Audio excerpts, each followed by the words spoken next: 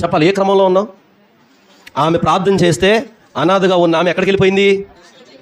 రాణిగా వెళ్ళిపోయింది. మనం ప్రార్థన చేస్తే చెప్పాలా, మనం ప్రార్థన చేస్తే ఆ కోటకి బంట్రొత్తుగా ఉంటామో కూడా గ్యారంటీ లేదు. మన ప్రార్థనలు అదే. మనం ప్రార్థన చేస్తే కనీసం ఆ రాజు యొక్క కోటకి బంట్రోతుగా బట్టుడుగా అన్నా ఉంటామో లేదా గ్యారంటీ లేదు. కానీ ఆమె ప్రార్థన చేస్తే దేవుడు ఎక్కడికి తీసుకెళ్ళాడు తెలుసా? రాణి ఆ కిరీటం, రాజు కూడా ఏం చేశాడు తెలుసా? అతనుకున్న కిరీటము తీసి ఆమె నెత్తి మీద పెట్టాడట. స్తోత్రం చెప్పండి. అందుకని అనుక్షణం మనం ఇందాక చదువుకున్నాం, ఎస్తేరమ్మ నువ్వు అనాథగా ఉన్న నువ్వు రాణిగా ఎలా అయ్యావంటే ఎస్తేరమ్మ చేసే ప్రార్థన వల్ల. స్తోత్రం చెప్పండి. ఎస్తేరమ్మ నువ్వు అక్కడికి వెళ్ళిన తర్వాత ఆ కోటలో అందరి దగ్గర దయలా పొందుకున్నావంటే ఎస్తేరమ్మ చేసిన ప్రార్థన వలన. స్తోత్రం చెప్పండి. ఎస్తేరమ్మ రాజు అందరికంటే నిన్ను ఎక్కువగా ఎందుకు ప్రేమించాడమ్మా అని అడిగితే ఎస్తేరమ్మ చేసిన ప్రార్థన వల్ల.